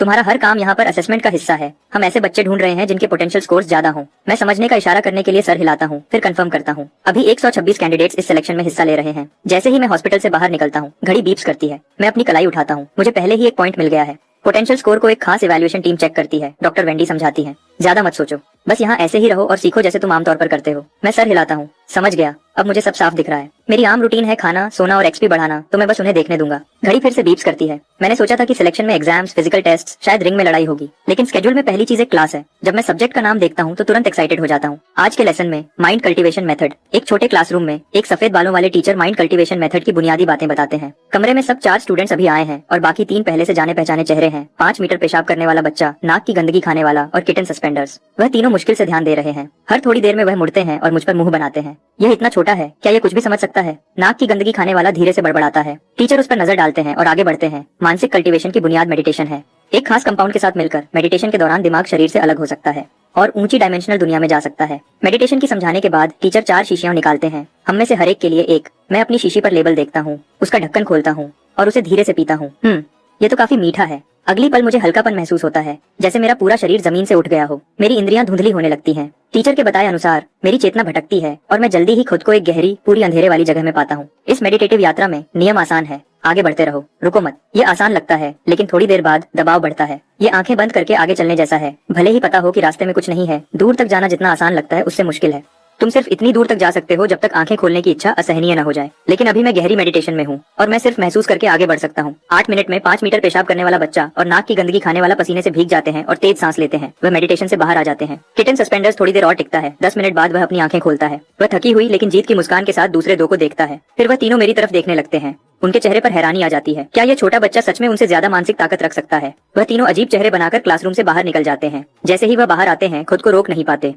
थोड़ी देर में बच्चों का एक झुंड एक एक करके दौड़ता हुआ आता है, क्लासरूम की खिड़की के बाहर खुद को दबाते हुए। ऐसा नहीं हो सकता कि वह सो गया हो, है ना?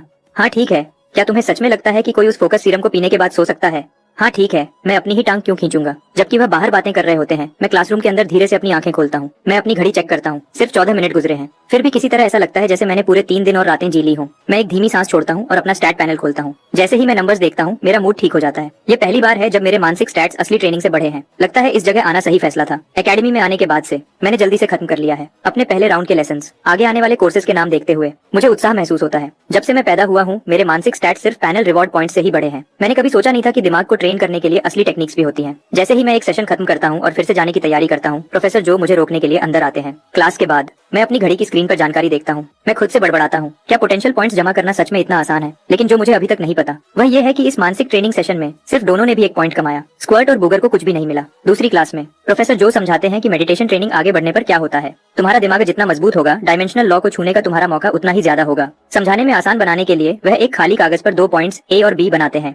सब जानते हैं कि 2 पॉइंट्स के बीच सबसे छोटा रास्ता एक सीधी लाइन होती है। लेकिन क्या होता है जब तुम एक ऊंची डायमेंशन में जाते हो? वह कागज को आधा मोड़ते हैं, ए और बी को एक साथ लाते हुए। एक आम आदमी को ए से बी तक जाने के लिए 10 सेंटीमीटर चलना पड़ता है, वह कहते हैं। लेकिन एक अवेकेंड जो डायमेंशनल लॉ को कंट्रोल करता है, वह पल भर में पहुंच सकता है। हम इस शक्ति को डायमेंशनल शिफ्ट कहते हैं। जब सुबह की क्लासेस खत्म होती हैं, मेरा सर घूम रहा होता है। सिर्फ 2 लेसन्स और दुनिया को देखने का मेरा पूरा नजरिया बदल गया है। ये सच में एक कमाल की दुनिया है। लंच फेस स्कैन से फ्री है। गोश्त भरने के बाद मैंने कैफेटेरिया वाली लेडी से कहा कि मुझे हनी वम जल के 2 टुकड़े काट दे। जब स्क्वाड सुनता है कि मैं ये चीज हर दिन खाता हूँ, उसकी आंखें हैरानी से बड़ी हो जाती हैं। क्या तुम खराब हो गए हो या कुछ और? तुम ये हर दिन कैसे खा सकते हो? वह देखता है जब मैं जेल को पानी में मिलाता हूँ, हवा में एक तेज तीखी गंध फैल जाती है। स्क्वाड जो मेरे बिल्कुल सामने बैठा है लगभग उल्टी कर देता है। आदत पड़ जाती है, मैं कहता हूँ, बिल्कुल बेपरवाह। मैं उसे हिलाता हूँ और पूरा एक ही बार में पी जाता हूँ। मेरी शांत प्रतिक्रिया सबको हैरान कर देती है। कोई नहीं मानता कि 1 साल का बच्चा ये सब संभाल सकता है, तो वह मेरी नकल करते हैं। एक घूंट और वह सब बिना किसी एक्सेप्शन के उल्टी कर देते हैं। लंच के बाद मैं डॉम वापस जाता हूँ और अपनी घड़ी की स्क्रीन चेक करता हूँ। सिटी पेपा नाम के एक कैंडिडेट ने डेली एवरेज स्कोर का लीडर बोर्ड बनाया है। 98 कैंडिडेट्स रैंक्ड हैं। आधे दिन में 5 पॉइंट्स कमाने के साथ मेरा रैंक 45वां है। टॉप स्पॉट वन पंच का है जिसका डेली एवरेज 11.7 है। उस दोपहर एक बस सबको ट्रेनिंग हॉल ले जाती है। जैसे ही मैं खुला मैदान और सारे इक्विपमेंट देखता हूँ, मेरी आंखें चमक उठती हैं और मेरा खून तेज हो जाता है। जब मुझे पता चलता है कि ट्रेनिंग की अवधि और तीव्रता पूरी तरह मुझ पर है, मैं सीधा मार्शल आर्ट्स हॉल में अनार्म्ड कॉम्बैट जोन की तरफ जाता हूँ। मैं अपने आसपास की फुसफुसाहट को इग्नोर करता हूँ और पूरी तरह कोच हॉक जो सिखा रहे हैं उस पर ध्यान देता हूँ। मैं खड़ा भी हो जाता हूँ, मिरर मोड एक्टिवेट करता हूँ और उसकी टेक्निक्स को तुरंत कॉपी करता हूँ। कोच हॉक ने इस सेक्शन को खत्म करके बच्चों को आगे बढ़ाने का प्लान बनाया था, लेकिन आधे रास्ते में वह बिल्कुल रुक जाते हैं। वह बड़ी हैरानी भरी आंखों से मुझे घूरते हैं। मेरी काउंटरिंग टेक्निक साफ है, रिदम स्मूथ है, साफ तौर पर पहले ही एक बिगिनर के लेवल पर है। कोच हॉक लेसन खत्म करते हैं, फिर तुरंत पूछते हैं, तुम कितने साल के हो? तुम कितने समय से संडा की ट्रेनिंग कर रहे हो?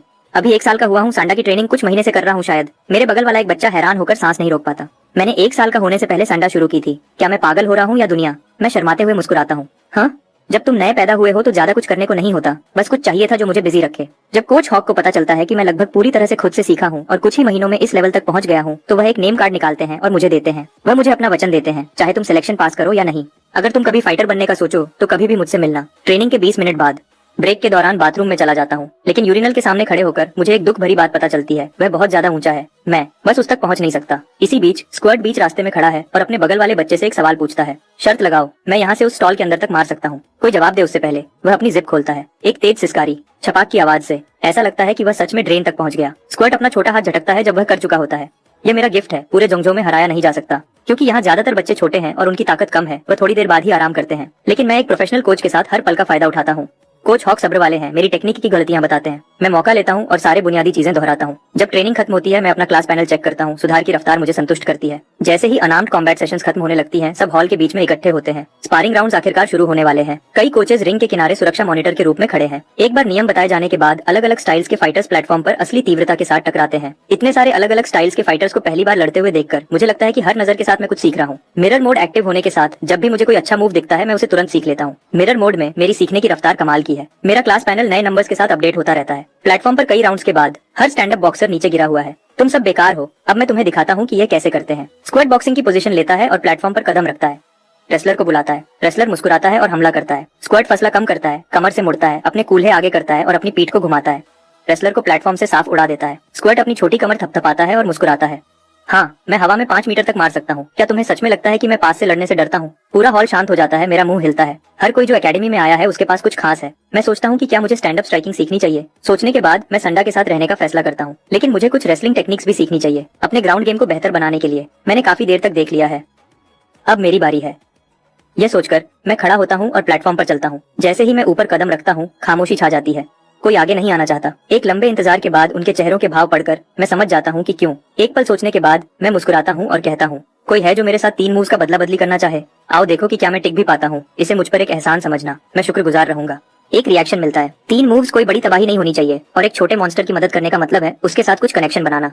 बुरा डील नहीं है, मैं जाऊंगा। एक बजकट वाला लड़का खड़ा होता है, बस पार शुरू करने का इशारा करता है। पहले मूव में मैं हमला करता हूँ। मेरे छोटे पैर जमीन से धकेलकर आगे बढ़ते हैं और मैं तेजी से आगे बढ़ता हूँ, लेकिन सीधे टकराने की बजाय मैं उसके बगल में घूमता हूँ और अपनी बाहें उसके नीचे वाले पैर के चारों तरफ लपेट लेता हूँ। बजकट वाला लड़का शांत रहता है। वह अपने घुटने मोड़ता है, अपनी पोजीशन नीचे करता है और अपने सेंटर ऑफ ग्रेविटी को नीचे लाता है। पल भर में मेरे शरीर की हर मसल कस जाती है। मेरी मसल्स में ताकत आती है और मेरे ढीले ट्रेनिंग के कपड़े मेरे शरीर पर कसकर तन जाते हैं। मैं एक मासूम छोटे बच्चे से एक जवान इंसान जैसे जानवर में बदल जाता हूँ। दुगनी ताकत, 2.1 गुना एक्सप्लोसिव फोर्स। मैं बिना चेतावनी के आगे बढ़ता हूँ। मेरा सर सीधा उसकी छाती में घुसता है। एक्सप्लॉइट स्ट्राइक एक्टिवेट करता है। बजकट वाला लड़का उस भयानक ताकत को सह नहीं पाता। वह पल भर में प्लेटफॉर्म से उछल जाता है। एक मूव, मैच खत्म। पूरी खामोशी। हॉल में हर चेहरा, बच्चे और कोचेस दोनों हैरानी से बड़े हो जाते हैं। मैं बीस्ट मोड डीएक्टिवेट करता हूँ। मैं उसके पास जाता हूँ, बजकट वाले लड़के को खड़ा होने में मदद करता हूँ और मुस्कुराता हूँ। स्पार के लिए शुक्रिया। एकेडमी में पहली जीत, मिशन पूरा। इस पल का मजा लेने से पहले ही एक पैनल नोटिफिकेशन आ जाती है। कोच हॉक, जब खाने का टाइम हो तो मुझे जगा देना। मेरे मुंह से यह शब्द निकलते हैं और सब कुछ अंधेरा हो जाता है। मैं सीधा नीचे गिर जाता हूँ, बेहोश होकर। जमीन पर गिरने से पहले ही शांति से खर्राटे ले रहा होता हूँ। जब मैं जागता हूँ, मैं वापस डॉर्म में हूँ। मैं अपनी घड़ी चेक करता हूँ, मेरे पोटेंशियल पॉइंट्स 9 बढ़ गए हैं। डिनर के बाद मियाँ सही वक्त पर अपना लैपटॉप खोलती है। पूरा परिवार वीडियो कॉल पर आता है। मार्कस का जाना पहचाना चेहरा मुश्किल से स्क्रीन पर दिखा ही था,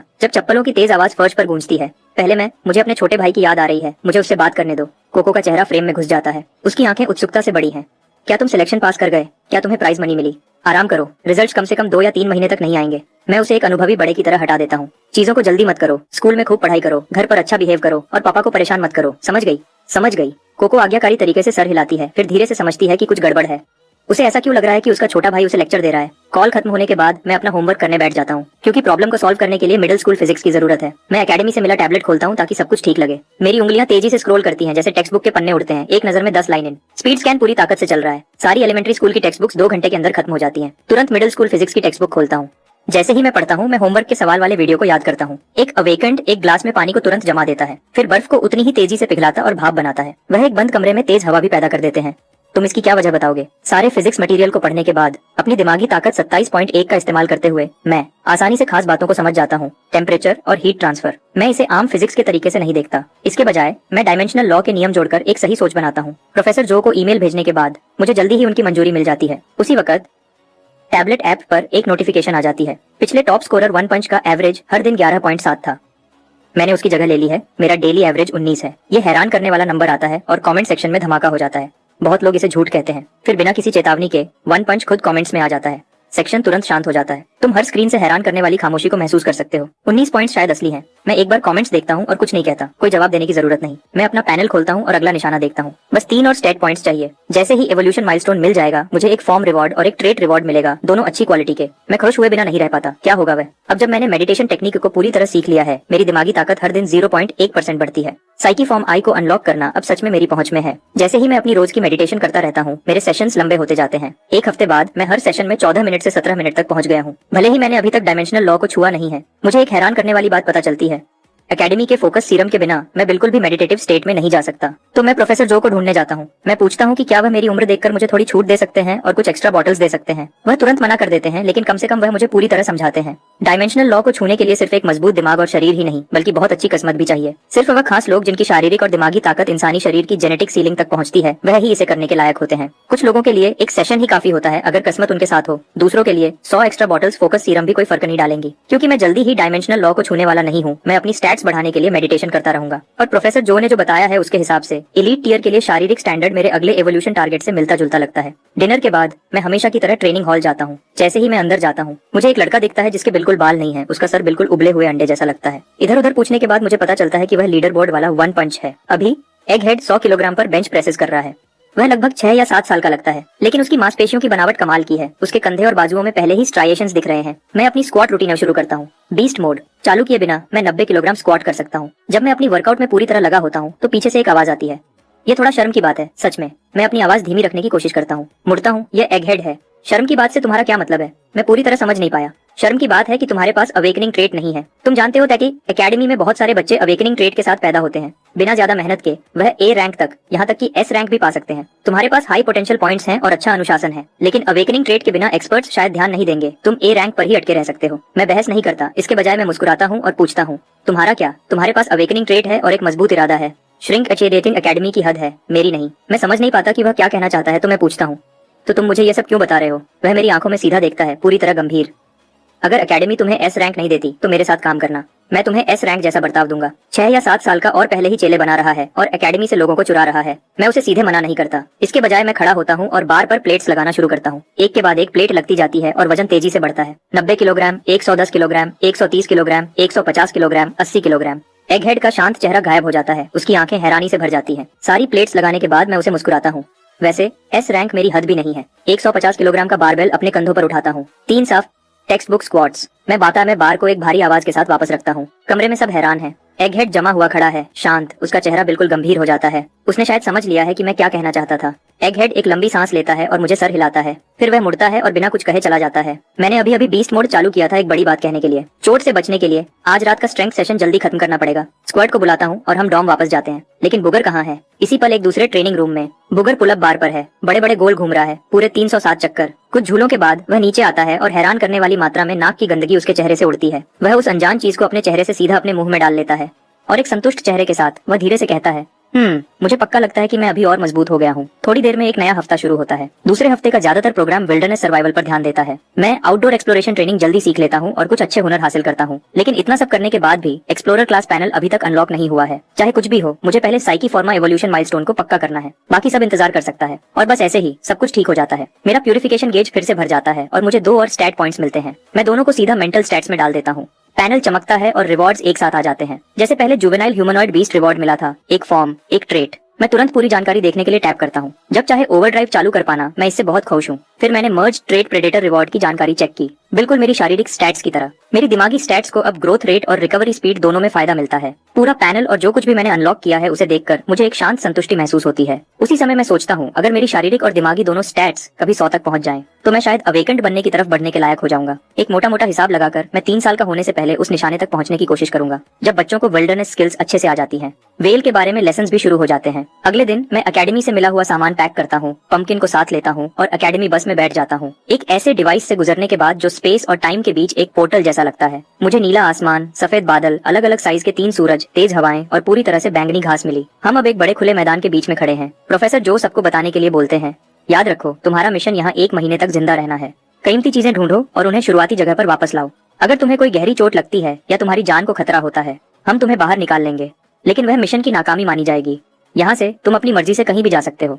टीम बनाओ, अकेले जाओ, साथ काम करो या मुकाबला करो, यह सब तुम पर है। जैसे ही वह खत्म करते हैं, बच्चे हर दिशा में बिखर जाते हैं। 30.3 की शारीरिक ताकत के साथ मेरे छोटे पैर मुझे हैरान करने वाली तेजी से ले जाते हैं। पंपकिन आगे आगे चलती है जब हम आगे के पेड़ों की तरफ बढ़ते हैं। हे रुको, मेरा इंतजार करो, चलो भी। आधे रास्ते में मुझे पीछे से एक जानी पहचानी आवाज सुनाई देती है। पिछले कुछ दिनों की विल्डरनेस ट्रेनिंग में मैं ओवरड्राइव और मिरर मोड को एक साथ यूज कर रहा हूँ। मेरी स्किल प्रोग्रेशन बहुत तेज रही है, जिससे मैं क्लास में सबसे ऊपर पहुंच गया हूँ। स्क्वाड दूसरी तरफ थोड़ा अनाड़ी है, उसके लिए बहुत सारे प्रैक्टिकल काम मुश्किल हैं। तो जैसे ही हम रेमनेंट में घुसे, उसने फैसला कर लिया कि वह किसी मजबूत इंसान से चिपक जाएगा। और हाँ, वह आ रहा है। उसके चेहरे पर बेशर्म मुस्कान है, पकड़ने के लिए दौड़ता हुआ। हम मुश्किल से आधा मिनट पेड़ों की तरफ दौड़ रहे होते हैं जब स्क्वाड अचानक हाँफता है। पंपकिन अचानक की चीख पर चौंक जाती है। मुझे भी लगता है कि कुछ गलत है और मैं घूम जाता हूँ। क्या हुआ? स्क्वाड अपना टैबलेट निकालता है और उस पर टैप करता है। उसका चेहरा उतर जाता है। यहाँ कोई सिग्नल नहीं है। मेरा एक रैंक्ड मैच था। हम विल्डरनेस मिशन पर हैं और तुम गेम्स के बारे में सोच रहे हो। पंपकिन भी मुड़ती है। एक इंसान और एक बिल्ली दोनों स्क्वाड को उसी चिड़चिड़ाहट भरी नजर से घूरते हैं। वह आखिरकार थोड़ा शर्मिंदा लगता है और चुपचाप टैबलेट को वापस अपने बैग में डाल लेता है। अचानक मैं सोचने लगता हूँ कि क्या यह टीममेट फायदे से ज्यादा नुकसान वाला है। शायद हमें अलग हो जाना चाहिए। मैं सिर्फ 1 साल का हूँ, मैं तुम्हें धीमा नहीं करना चाहूंगा। स्क्वाड घबरा जाता है। मुझे मत छोड़ो, मैं सच में मदद कर सकता हूँ। मैं मछली पकड़ने में बहुत अच्छा हूँ। मेरा बेटिंग मेथड सबसे अलग है। बेटिंग का क्या मतलब है? मैं नाजान होने का नाटक करते हुए पूछता हूँ। तुम पानी में कुछ बेट फैला देते हो और मछलियां तुम्हारे पास आ जाती हैं। मेरा बेट सबसे अच्छा काम करता है। इससे मेरा ध्यान जाता है। ठीक है, बताओ तुम्हारा बेट क्या है? स्क्वाड मुस्कुराता है। मैं बस पानी में पेशाब करता हूँ और मछलियां बिल्कुल पागल हो जाती हैं। मुझे अपने अंदर कुछ बदलता हुआ महसूस होता है। पक्का नहीं कि यह अच्छा बदलाव है। मैं एक बार फिर धीरे से कोशिश करता हूँ। देखो, मैं सिर्फ 1 साल का हूँ। मैं तुम्हें सच में पीछे करूंगा। हम बस अच्छे मैच नहीं है। नहीं नहीं नहीं, स्क्वाड जल्दी से जोड़ता है। मैं अपना स्पिरिट बीस्ट हंटिंग डॉग भी लाया हूँ, वह पक्का काम आएगा। उस पर मैंने देखा कि एक छोटा गोल्डन रिट्रीवर थोड़ी दूरी से हमारे पीछे आ रहा है। जबान बाहर निकली हुई, हाँफते हुए चल रहा है। ये एक वाटर हंटिंग डॉग है, पानी में बहुत तेज। और मेरे भाई ने कहा था कि रेमनेंट एकेडमी सेटअप में खतरे का लेवल बहुत कम है। लड़ाई के बारे में ज्यादा चिंता करने की जरूरत नहीं। तुम्हारा भाई यहाँ आया है। वह पिछले साल आया था। उसे A रैंक भी मिला था। मैं सर हिलाता हूँ, यह देखते हुए कि स्क्वाड के पास इस जगह के बारे में काम की जानकारी है। मैं आखिरकार उसे साथ आने की इजाजत देता हूँ। यह बात पक्की होने के बाद हम दोनों साथ में जंगल की तरफ बढ़ते हैं। हम मुश्किल से पेड़ों के अंदर घुसे होते हैं जब आगे पंपकिन एक तेज चीख मारती है। एक चेतावनी। एक छोटा जंगली सुअर बैंगनी ग्रे रंग का झाड़ियों से बाहर निकलता है, नजर देखता है और भाग जाता है। स्क्वाड तुरंत चिल्लाता है, वह सुअर खतरनाक है, हमें उसे पकड़ना होगा। स्क्वाड और गोल्डन रिट्रीवर हमारे बगल को कवर करते हैं, कहीं और सुअर छुपे न हो। फिर मैं अपनी चाकू निकालता हूँ और पंपकिन के पीछे भागता हूँ। कुछ वार और सुअर गिर जाता है। स्क्वाड गिरे हुए सुअर को देखता है और चैन की सांस लेता है। मेरे भाई ने मुझे इन चीजों के बारे में चेताया था। बहुत चालाक होते हैं, छुपकर हमला करना पसंद करते हैं। वह तब तक इंतजार करते हैं जब तक तुम नीचे लेटे हुए सो न जाओ। अगर तुम्हारे पैर सोते वक्त अलग हों तो वह सीधा उनके बीच से हमला करता है। मैं मुंह बनाए बिना नहीं रह पाता। यह सुनते ही मैं खुद ब खुद तन जाता हूँ। तुम्हारी बहन, रुको, तुम्हारा भाई, वह अब ठीक है ना? हाँ ठीक है शायद। वह पहले मुझसे निशानेबाजी में मुकाबला करता था, अब नहीं करता। इन चीजों से निपटने के लिए कोई टिप्स? बस याद रखना कि सोते वक्त अपने पैर साथ रखना। स्क्वर्ट और मैं नदी के पास एक ढलान पर जगह ढूंढते हैं, पीठ एक बड़े पेड़ की तरफ करके। हम एक शेल्टर बनाना शुरू करते हैं। साथ मिलकर हम एक आम लकड़ी का ढांचा खड़ा करते हैं। ये थोड़ा हवादार है, लेकिन एक रात के लिए काफी है। मैं अपने चाकू से सुअर पर काम शुरू करता हूँ, उसकी खाल उतारता हूँ, खून निकालता हूँ और उसे काटता हूँ। मैं बर्तन लगाता हूँ, उसे उबालता हूँ और थोड़ा नमक डालता हूँ। थोड़ी देर में गोश्त का पूरा बर्तन शोरबा समेत हम दोनों के पेट में चला जाता है। गोल्डन रिट्रीवर को भी एक अच्छा टुकड़ा मिलता है। पंपकिन कुछ छोटे जीव पकड़ती है जो खेत के चूहे जैसे लगते हैं और अपना इंतजाम करती है। हम बचा हुआ गोश्त एक पेड़ पर ऊंचा बांध देते हैं ताकि वह सूख जाए। वह मुझे 2 या 3 दिन तक चलेगा, कोई शक नहीं। जैसे ही आसमान अंधेरा होता है, हम आग के पास शेल्टर के दरवाजे के पास लेट जाते हैं। हम बारी बारी से पंपकिन और गोल्डन रिट्रीवर को पहरे पर रखते हैं। स्क्वर्ट और मैं दोनों थोड़ी देर में सो जाते हैं। रात के बीच में मेरा चेहरा खुजलाने लगता है। मैं अपनी आंखें खोलता हूँ और देखता हूँ कि पंपकिन मेरा चेहरा चाट रही है। मैं तुरंत समझ जाता हूँ कोई हमारा गोश्त चुरा रहा है। गोल्डन रिट्रीवर ने भी देख लिया है। वह स्क्वर्ट को जगाने के लिए दौड़ता है। मैं खामोशी का इशारा करता हूँ, मैं खामोशी का इशारा करता हूँ, मैं खामोशी का इशारा करता हूँ। धीरे से स्क्वर्ट को जगाता हूँ और उसे सब बताता हूँ। हम चारों, 2 बच्चे, एक बिल्ली, एक कुत्ता, चुपचाप शेल्टर से बाहर निकलते हैं। हम उस पेड़ की तरफ बढ़ते हैं जहाँ गोश्त लटका हुआ है। मुझे बस कुछ दिखता है जो पेड़ पर चढ़ रहा है, पहले ही गोश्त के पास। स्क्वर्ट एक पत्थर पकड़ता है फेंकने के लिए। मुझे कुछ ठीक नहीं लग रहा। मैं उसे रोकता हूँ। मैं अपनी फ्लैशलाइट जलाता हूँ और उसे पेड़ पर ऊपर करता हूँ। एक छोटी लड़की वहाँ ऊपर है। वह डाली से बिल्कुल चिपकी हुई है, बिना कोई आवाज किए। फ्लैशलाइट की रोशनी उस पर पड़ती है। वह अकड़ जाती है, फिर धीरे से नीचे देखती है। वह अजीब और अदब भरी मुस्कान देती है, कहती है, तुमने मुझे पकड़ लिया। शेल्टर के दरवाजे के बाहर स्क्वर्ट उस लड़की को घूरता है जिसने अभी हमारा गोश्त चुराने की कोशिश की थी। उसने पहले भागने की कोशिश की थी। स्क्वर्ट उसे पकड़ने की कोशिश में गिर गया था, लेकिन आखिर में उसे पकड़ लिया। बोलना शुरू करो, तुम हमारा गोश्त क्यों चुरा रही थी? लड़की मुस्कुराती रहती है। स्क्वर्ट का गुस्सा बढ़ता है, क्योंकि मेरे पास खाने को कुछ नहीं था। वह शर्मिंदा होकर अपना सर झुका लेती है। उसकी सीधी बात सुनकर स्क्वर्ट उसे चुपचाप देखता रह जाता है। आग की रोशनी में मैं उसे साफ देखता हूँ और पहचान जाता हूँ। ये मौत है और वह कमजोर नहीं है। उसका हर दिन का एवरेज स्कोर हमेशा टॉप 5 में रहता है। तुम्हारी आज रात की हरकत ने हमारी नींद खराब की और हमारी फ्लैशलाइट की बैटरी भी खर्च की। मैं शांति से नुकसान बताता हूँ। मौत सर हिलाती है और अपने दोनों हाथ आगे करती है, हथेलियां ऊपर। वह अपनी आंखें बंद करती है, कहती है, मारो मुझे। हम तुम्हें क्यों मारेंगे? स्क्वर्ट थक कर कहता है, जब तुम चोरी करते हो और पकड़े जाते हो तो मार पड़ती है। क्या सबको ये नहीं पता? हम तुम्हें मारेंगे नहीं, लेकिन तुम पर हमारे नुकसान का कर्ज है। अगर तुम्हें कोई कीमती चीज मिली है तो वह चलेगी, अगर नहीं तो वह घास का बना हुआ जो तुमने पहना है वह दे दो। मौत अपनी घास की बुनी हुई चीज को थोड़ा और कसकर पकड़ लेती है, लेकिन उसके पास सच में कोई कीमती चीज नहीं है।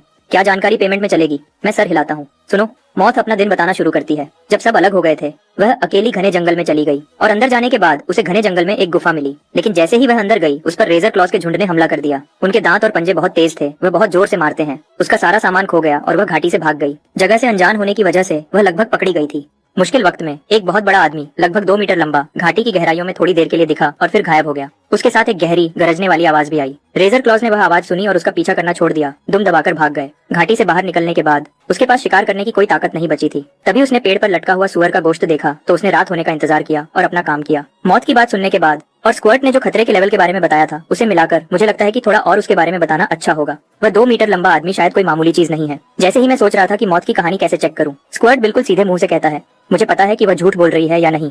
वह मौत के पास जाता है। पूरी कहानी फिर से सुनाओ, लेकिन उल्टा।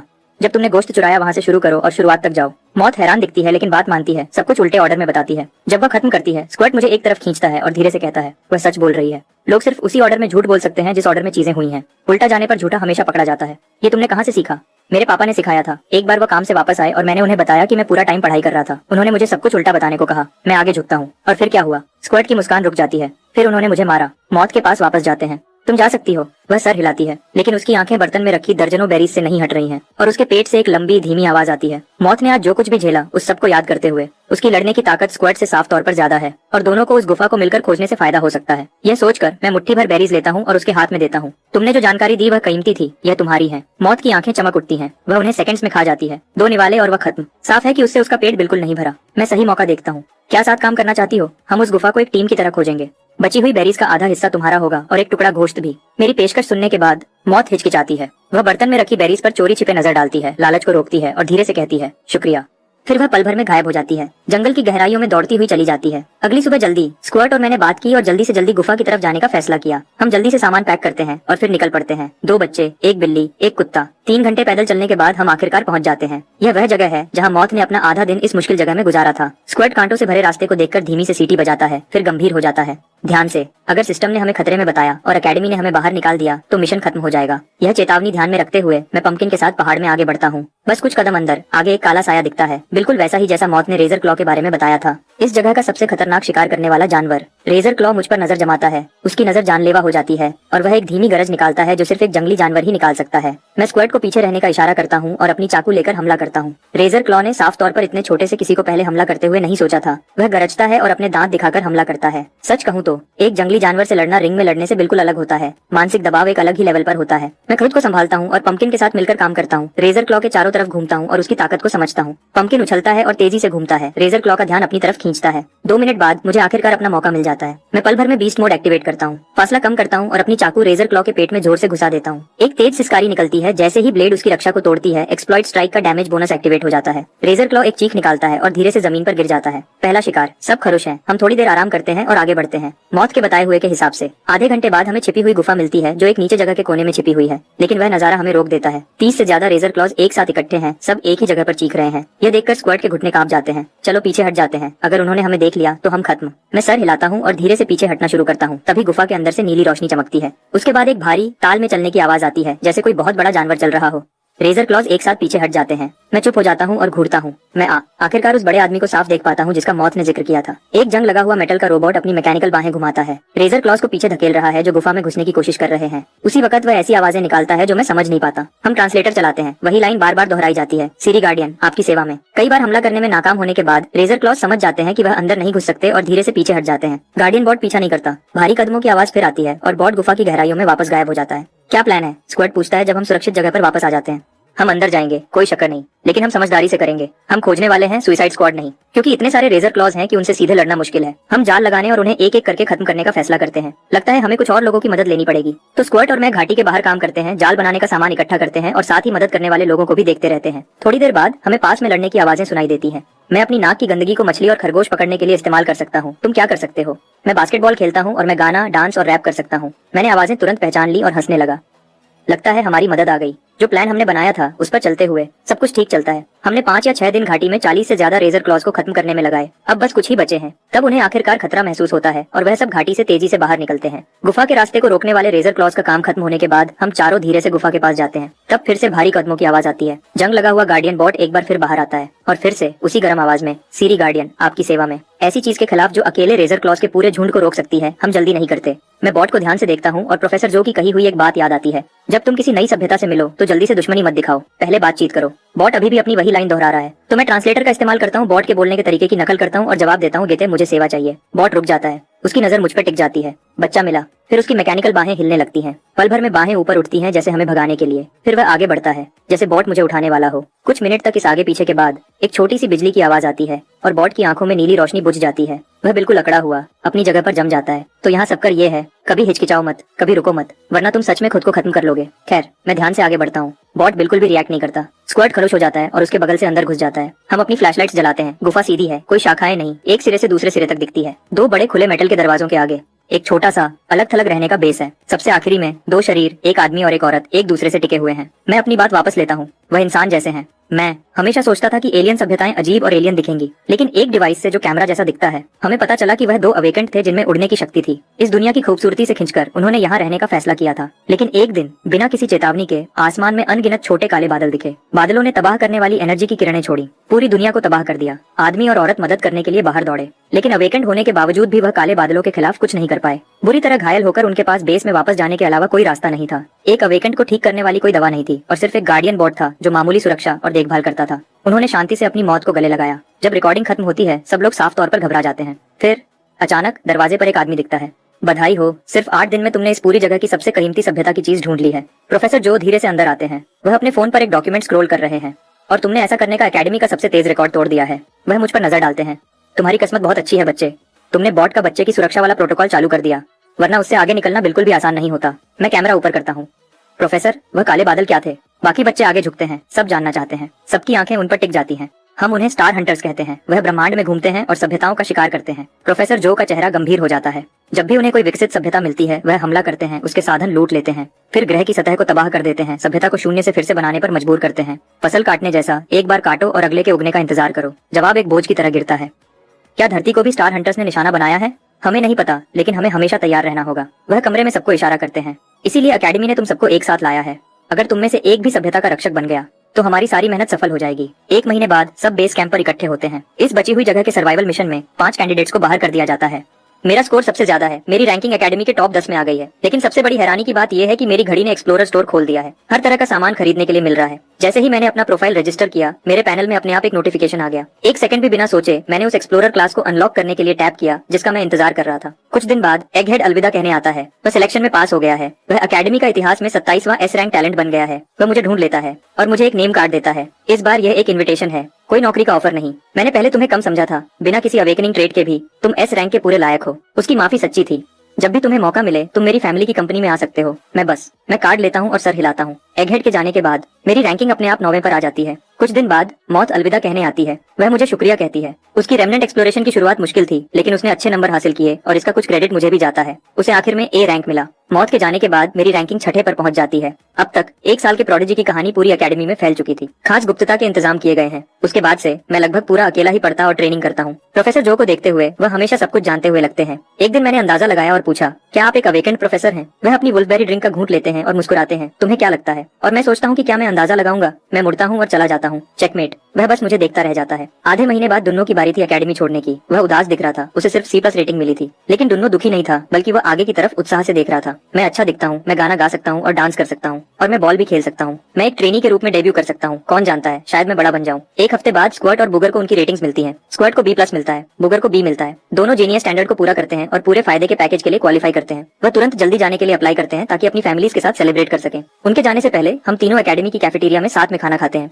दोनों के लिए स्क्वाट और बुगर गंभीर चेहरों के साथ अपनी सोडा कैंस उठाते हैं, अपने बगल की खाली सीट को देखते हुए, जैसे दोनों पहले ही एक हीरो की मौत मर चुका हो। फिर बुगर मेरी तरफ मुड़ता है। तुम बोर्ड पर नंबर 1 हो, या तो S रैंक या A+ होना ही चाहिए। हाँ, अगर तुम्हें SEH रैंक नहीं मिलता तो इस एकेडमी को चलाने वाले लोग पूरे बेकार हैं। सिलेक्शन पास करने के बाद से बुगर अपनी बातों में काफी हिम्मत वाला हो गया है, और सच कहूँ तो मुझे लगता है कुछ सालों में मैं शायद तुम्हारे पीछे चल रहा होऊंगा। वह मुझे अपने कॉन्टैक्ट डिटेल्स और घर के एड्रेस देते हैं। कहते हैं जब भी मैं चाहूँ उनसे मिलने आ सकता हूँ। इसी बीच एकेडमी के कॉन्फ्रेंस रूम में इवैल्यूएटर्स का एक ग्रुप गर्मा गर्म बहस कर रहा है। 15 सालों में एक भी S रैंक कैंडिडेट ऐसा नहीं रहा जिसके पास अवेकनिंग ट्रेट न हो, एक कंजर्वेटिव इवैल्यूएटर कहता है। मैं मानता हूँ कि काय की क्षमता खास है, लेकिन अवेकनिंग ट्रेट के बिना उसके फ्यूचर को लेकर बहुत ज्यादा अनिश्चितता है। मुझे लगता है वह कुछ सालों में एलीट लेवल तक पहुंच सकता है, लेकिन वह वहाँ जिंदगी भर अटका भी रह सकता है। कुछ और कंजर्वेटिव इवैल्यूएटर सहमत होते हुए सर हिलाते हैं। तभी दरवाजे से एक आवाज आती है, तुम में से कोई क्या जानता है? इवैल्यूएटर्स घूम जाते हैं। एक सफेद बालों वाला बुजुर्ग अंदर आता है, हाथ में वुल्फबेरी टी का ग्लास लिए। कमरे में सब एक साथ खड़े हो जाते हैं। डायरेक्टर। बस बुजुर्ग सबसे आगे वाली सीट पर बैठ जाते हैं और अपनी नजर से पूरे कमरे को देखते हैं।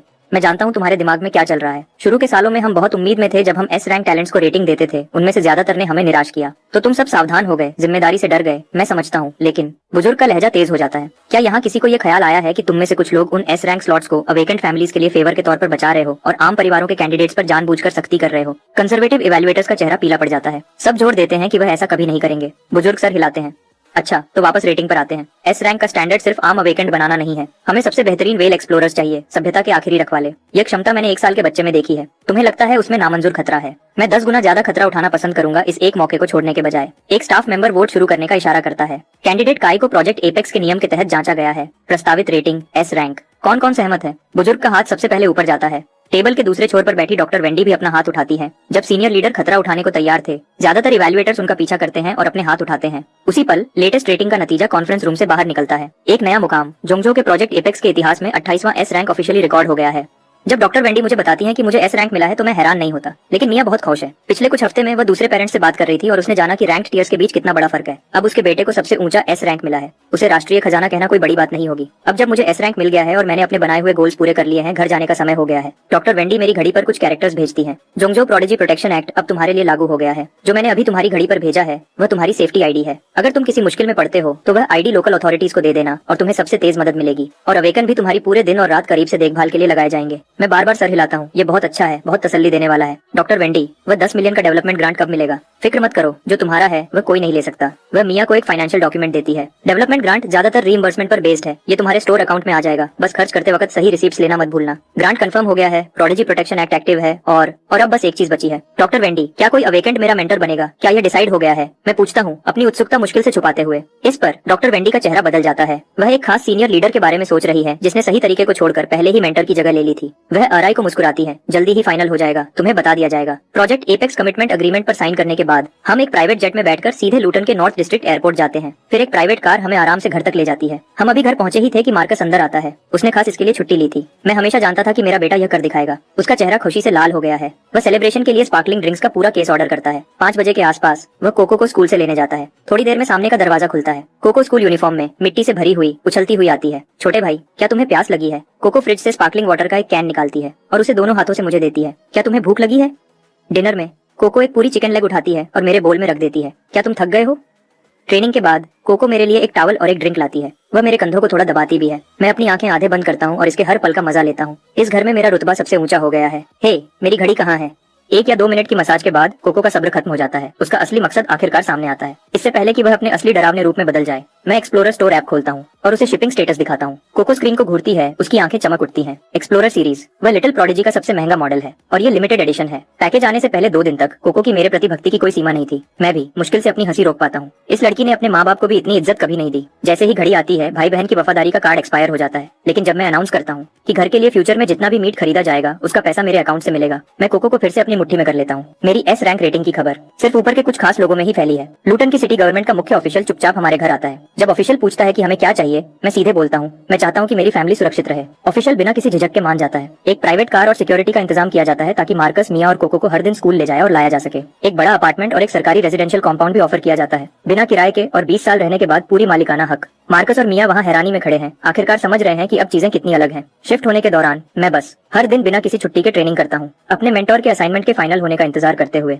पूरा 1 महीना बीत जाता है जब आखिरकार ईमेल आता है। नाम लिखा है सीनियर प्रोफेसर जो। ये एकेडमी के वही पुराने प्रोफेसर हैं, तो वह सच में अवेकेंड नहीं है। मेरी घड़ी बजती है। छोटे, अब मैं तुम्हारा मेंटर हूँ। हैरान हो? ये नहीं सोचा था। तुम्हारे लिए एक छोटा सा गोल है, 4 साल के अंदर एलीट लेवल तक पहुंचो। अगर ऐसा करते हो तो एक बड़ा इनाम इंतजार कर रहा है, और अगर तुम नहीं करते तो मैं खुद लूटन आकर तुम्हें थप्पड़ मारूंगा। मैं थोड़ा सिकुड़ता हूँ, पता नहीं क्यों। मुझे शक नहीं है कि वह सच में ऐसा करेंगे। खुशकिस्मती से ये गोल मेरे लिए बिल्कुल भी मुश्किल नहीं है। स्कूल तब तक इंतजार कर सकता है जब तक तुम एलीट लेवल तक नहीं पहुंच जाते।